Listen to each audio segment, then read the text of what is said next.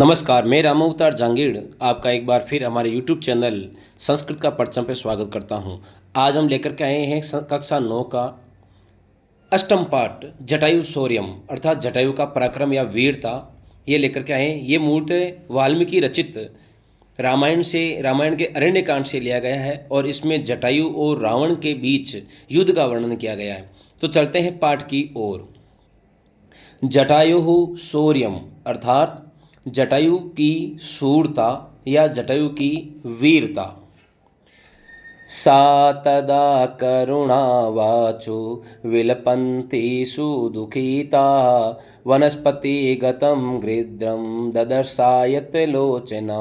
अन्वय तदा सुदुःखिता करुणः वाचः विलपन्ति आयत लोचना सा सीता वनस्पतिगतं गृध्रं ददर्श।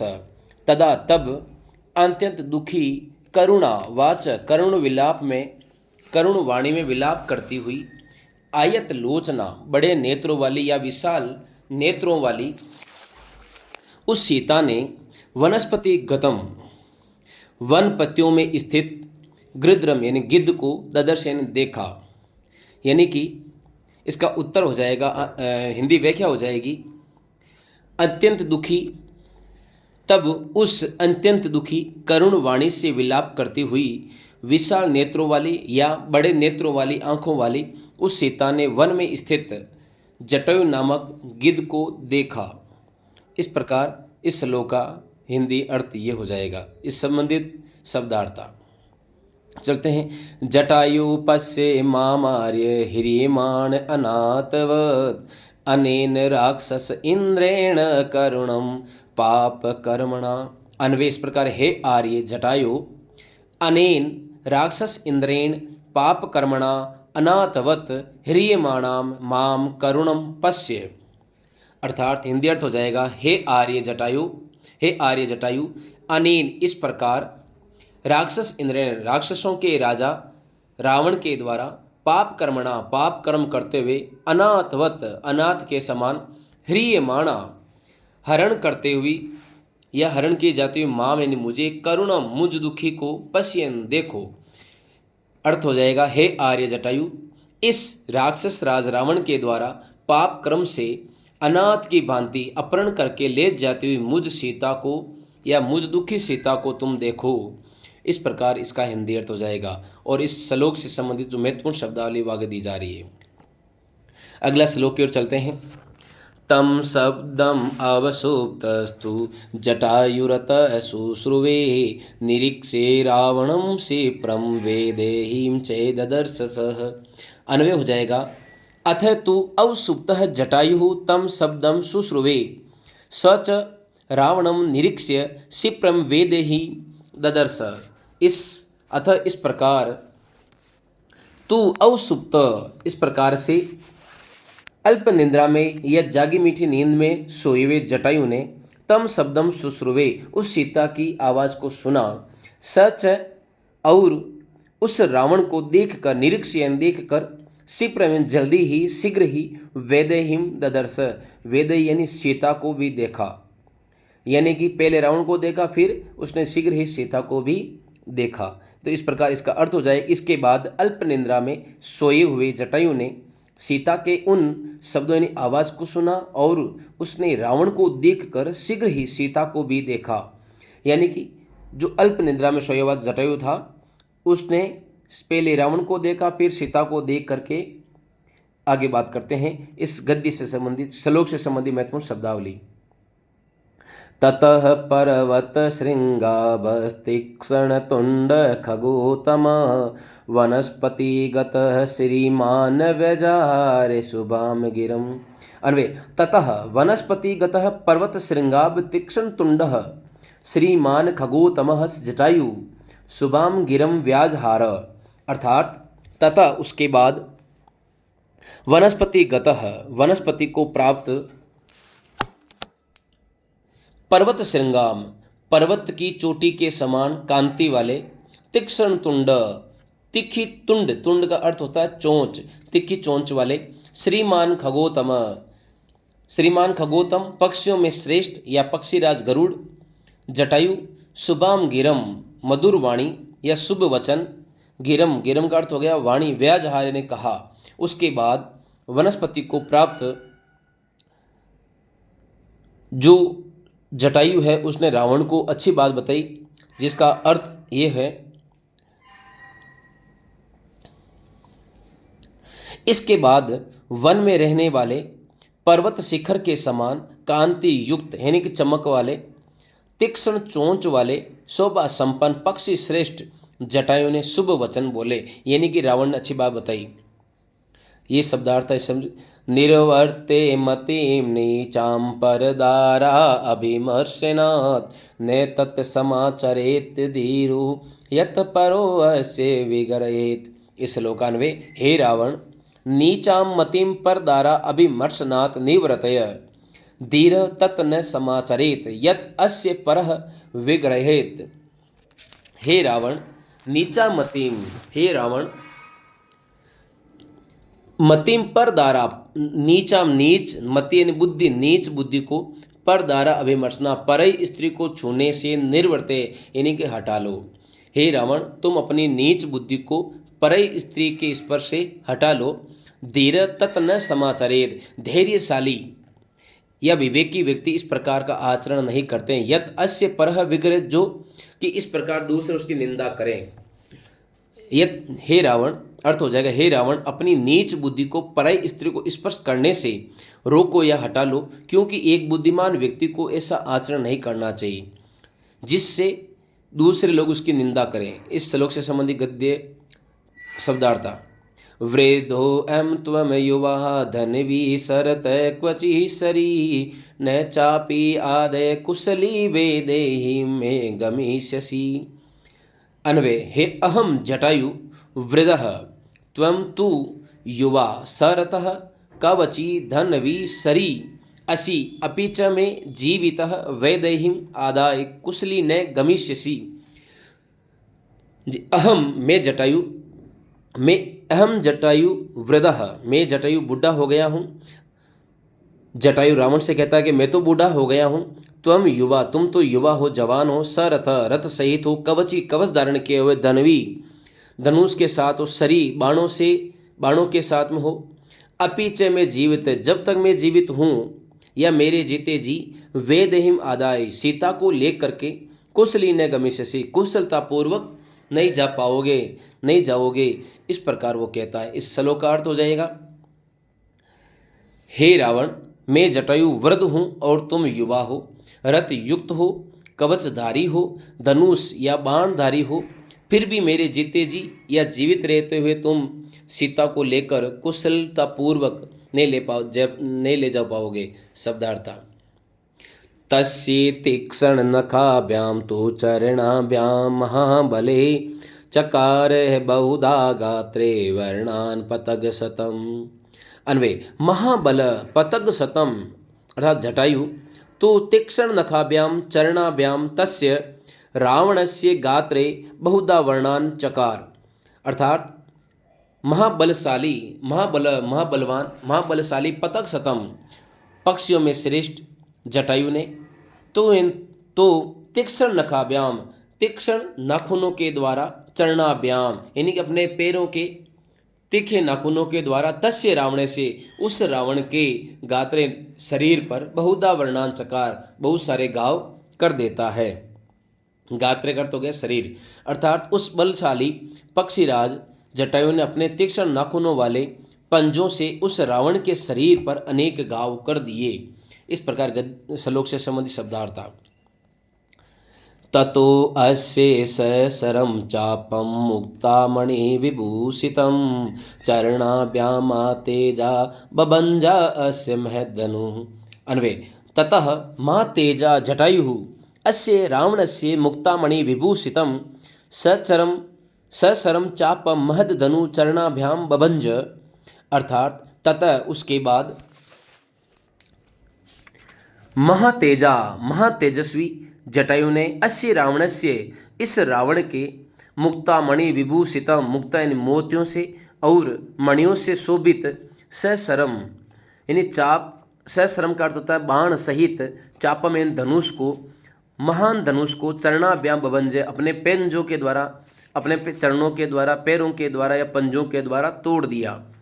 इसके बाद उस महातेजस्वी जटायु ने उस रावण के मोतियों से सुसज्जित बाण युक्त महान धनुष को अपने पंजों से तोड़ दिया, अपने पैरों से तोड़ दिया।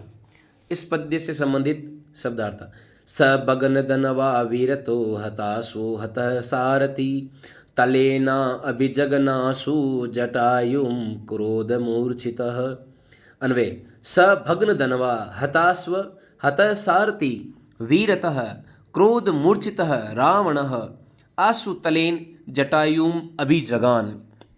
अर्थात स भग्न धनवा, जिसके धनुष टूट गए हो, हताश्व टूटे हुए रथ वाले, तथा जिसके घोड़े मारे गए हो, हताश्व ने जिसके घोड़े मारे गए हो, हतः सारथी जिसका सारथी मारा गया हो, वीरत जो रथ से रथहीन हो गया हो, क्रोध मूर्छित और अत्यंत क्रोध से होकर रावण शीघ्र ही आश्वेन शीघ्र तलेन जटायुम अपने तलवार से जटायुम जटायु को अभिजगान का अर्थ होता है प्रहार करना या आक्रमण कर देना।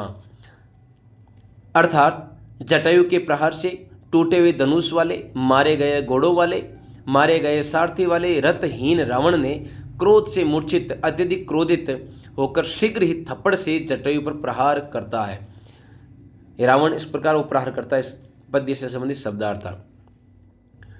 जटायुस्तम अतिकर्मे तुंडे नासे खगाधिप वाम बाहुं दशः ददा व्यापरत अरिंदम। अन्वय। तदा अरिंदम खगाधीपः जटायु तुंडेन तमः अतिक्रमे अस्य रावणस्य 10 वाम बाहुन व्यपहरत। अर्थात तदा तब अरिंदम शत्रु विनाशक, खगाधीपः पक्षियों में श्रेष्ठ पक्षीराज गरुड़, जटायु को तुंडेन अपनी चोंच के द्वारा, तम उस रावण पर अतिक्रमे आक्रमण करके, अस्य रावण से उस रावण के 10 वाम बाहुन 10 बाई भुजाएं व्यापारदिन उखाड़ दिया। इस प्रकार इस श्लोक का हिंदी अर्थ हो जाएगा जैसे तदयन तब शत्रु को विनाश करने वाले अरिंदम, अरिंदम का अर्थ होता है शत्रु का विनाश करने वाला या शत्रु का दमन करने वाला। अर्थात इसके बाद शत्रुओं का विनाश करने वाले पक्षीराज जटायु ने उस रावण पर आक्रमण करके उसकी बाईं ओर की 10 भुजाओं को उखाड़ दिया, यानी कि अपनी तीखी चोंच के द्वारा उखाड़ के अलग कर दिया। इस पद्य से संबंधित जो महत्वपूर्ण शब्दावली है इस अभ्यास कार्य। एक पदेन उत्तरम लिखत आयत लोचना का अस्ति, बड़े नेत्रों वाली कौन है। तो यहाँ बड़े नेत्रों वाली के बारे में या विशाल लोचन वाली जो है वो सीता के बारे में बताया गया है। सीता सा कम ददर्शम, उसने क्या देखा, गृद्रम यानी जटायु को देखा, इन सीता के अर्थ में है ये। खगोतमः कीदृशिम गिरम व्याजारे, पक्षियों में श्रेष्ठ जटायु द्वारा किस प्रकार की वाणी कही गई, शुभाम गिरम शुभ वाणी कही गई। तो इसका उत्तर हो जाएगा शुभाम। जटायु काव्याम रावणस्य गात्रे वर्णम चकार, जटायु किस प्रकार से रावण के शरीर पर वर्ण यानी घाव कर देता है, किसके द्वारा, तीक्ष्ण नखाभ्याम चरणाभ्याम। इसका उत्तर हो जाएगा अपने तीखे नाखूनों से, पैरों के पंजों से। आरेंदम खगा दीपे कति बाहुन व्यापारत, शत्रु विनाशक पक्षियों में श्रेष्ठ जटायु ने कितनी भुजाओं को उखाड़ दिया, 10 बाहुन वाम बाहुन। निम्नलिखित प्रश्नानाम उत्तराणि संस्कृत भाषया लिखत, निम्न प्रश्नों के उत्तर संस्कृत भाषा में लिखिए। जटायु पश्य इति का वदति, जटायु देखो, इति का वदति इसका अर्थ हो गया ऐसा कौन कहती है, कौन बोलती है। जटायु पश्यति सीता वदति, जटायु देखो ऐसा सीता बोलती है। जटायु रावणम किम कथयति, जटायु रावण से क्या कहता है। जटायु रावणम कथयति, जटायु रावण से कहता है हे रावण, परदारा अभिमर्शनात् नीचा मतिम निर्वर्तय, हे रावण परई स्त्री को स्पर्श करने वाली तुम्हारी नीच बुद्धि को हटाओ। इस प्रकार वो कहता है। हे रावण, क्रोधवशात रावणः किम कर्तुम उद्यत अभवत्, क्रोधवश या क्रोध के कारण रावण क्या करने को तत्पर हो गया। क्रोधवशात रावण जटायु प्रहर्तुम उद्यत अभवत्, क्रोध से उन्मत्त या क्रोध से पागल हुए रावण ने जटायु को थप्पड़ से ही मार डाला, यानी कि उसे मारने के लिए प्रवृत्त हुआ। पतगेश्वर रावणस्य कीदृशं चापम सशरम बभंज। पक्षियों में श्रेष्ठ जटायु ने रावण के किस प्रकार के चाप यानी धनुष को और बाण सहित को तोड़ दिया। पतगेश्वर रावणस्य मुक्तामणि विभूषितम सशरम चापम विभंज, यानी पक्षियों में श्रेष्ठ जटायु ने रावण की मोती मणियों से विभूषित बाण को और चाप को धनुष को तोड़ दिया। जटायु केन वाम वाम दसती, जटायु किस प्रकार से बाई भुजाओं को तोड़ता है।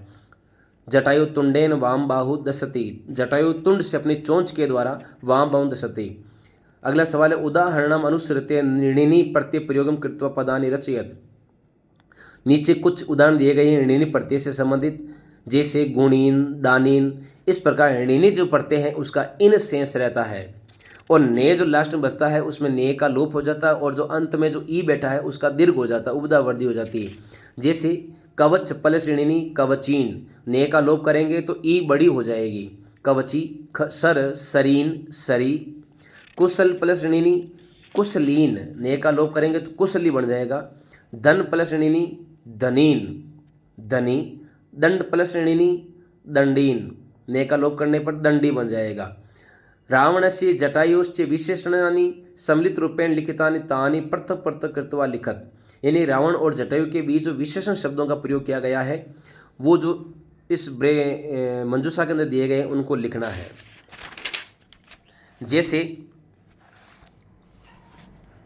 सर रावण के अर्थ में आ जाएगा सर हताश्व भग्न तनवा क्रोध मूर्छित सरथ कवची सरी। तो ये जो उदाहरण है वो रावण से संबंधित हैं जो विशेषण का अर्थ में प्रयुक्त हुआ है। और जटायु का अर्थ में हो जाएगा यानी कि सर हताश्व भग्न धनवा क्रोध मूर्छित, ये जितने भी हैं वो रावण से संबंधित हैं। और जटायु संबंधित महाबल पतग सतम पक्षियों में श्रेष्ठ, महागृद महाजटायु, पतगेश्वर पतगेश्वर का अर्थ हो गया पक्षियों में श्रेष्ठ, खगादीपे पक्षियों का राजा। तो इस प्रकार ये 6 शब्द इसके अंदर आ जाएंगे और 8 शब्द रावण के संबंध आ जाएंगे। काय स्तंभे लिखिता नाम पदा नाम पर्याय पदा ख स्तंभे लिखिता तानि यथा समक्षम योजत, यानी पर्याय पद दिए गए क और ख स्तंभे, इनको मिलान करना है, इनके सामने लिखना है। तो इसका हो जाएगा कवची, कवची का अर्थ होता है कवचधारी, तो इसका मिलान हो जाएगा आशु शीघ्रम वीरथ रथ विहीन पपात अपतत भुवि पृथ्व्याम, और पतक सतम का अर्थ हो जाएगा पक्षी श्रेष्ठ। तो ये इसका पर्याय पद का मिलान हो जाएगा। इसी का दूसरा भाग आ रहा है, 5वां है अधोलिखिता नाम पदाना विलोम पदानी मंजूषायाम दत्तेषु पदेषु चित्वा यथा समक्षम लिखत, यानी कि विलोम पद जो है इनके सामने लिख करके बताना, पदों के सामने विलोम शब्द लिखना है। जैसे विलपंती हसंती, विलाप करती हुई हंसती हुई। आर्य आर्य अनार्य अनार्य। राक्षस इंद्रेण देवेंद्रेण, राक्षस ने राक्षसों का राजा, देवेंद्रेण देवताओं का राजा, तो राक्षस इंद्रेण का हो जाएगा देवेंद्रेण। पाप कर्मणा पुण्य कर्मणा, तो इसका यह हो जाएगा। अगला है क्षिप्र मंदम विघरयेत प्रशंसित, निंदा करना प्रशंसा करना। वृद्ध है बुढ़ा, और इसका हो जाएगा युवा। वामेन बायां भाग, दक्षिणेन दायां भाग। अतिक्रमय अनतिक्रमय, तो इस प्रकार ये विलोम पद हो जाएंगे इसके। अगला क्वेश्चन आता है 6वां, अधोलिखितानि विशेषण पदानि प्रयुज्य संस्कृत वाक्यानि रचयत, यानी कि विशेषण पदों का प्रयोग करके कुछ वाक्य बनाने हैं। जैसे सुबाम है, खगादीप है, हते सारथी है, वामेन है, कवची है, इन शब्दों को लेकर के। जटायु सुबाम वाणीम अवदत, जटायु शुभ वाणी बोला। खगादीप खगादीप जटायु रावणेन सह युद्धम अकरोत, पक्षियों में श्रेष्ठ जटायु ने रावण के साथ युद्ध किया। हतः सारथी रावण भूमौ अपतत, जिसका सारथी मारा गयो रावण इस प्रकार भूमि पर गिरा। वामेन त्वम वामेन हस्तेन किमर्थम खादसी, तुम बाएं हाथ से किस प्रकार या किस लिए खाते हो। कवची कवची रावण जटायुम तलेन अभिजगान, कवचधारी रावण ने जटायु को तलवार से मारा। इसी का दूसरा भाग आता है उदाहरणम अनुसृत्य समस्त पदम रचयत, यानी कि उदाहरण का अनुसरण करके समस्त पद की रचना करनी है। जैसे त्रयाणाम लोकानाम समाहार, 3 लोकों का समूह, द्विगु समास का ये उदाहरण है। उसी तरह ये 4-5 जो उदाहरण आए हुए हैं, पंचानाम वटानाम समाहार, 5 वटों का समूह है, पंचवटी, इकारांत है और द्विगु समास है। सप्तानाम पदानाम समाहार, सप्तपदी, ये भी इकारांत द्विगु समास है। अष्टानाम भुजानाम समाहार, अष्टभुजी, ये भी इकारांत द्विगु समास। चतुर्णाम मुखानाम समाहार, चतुर्मुखी, ये भी इकारांत द्विगु समास है। अगर आप हमारे YouTube चैनल पहली बार विजिट कर रहे हैं तो हमारे संस्कृत के परचम YouTube चैनल को लाइक शेयर सब्सक्राइब जरूर करें। आपका बहुत बहुत धन्यवाद। और उत्तर का कमेंट करके जवाब दें।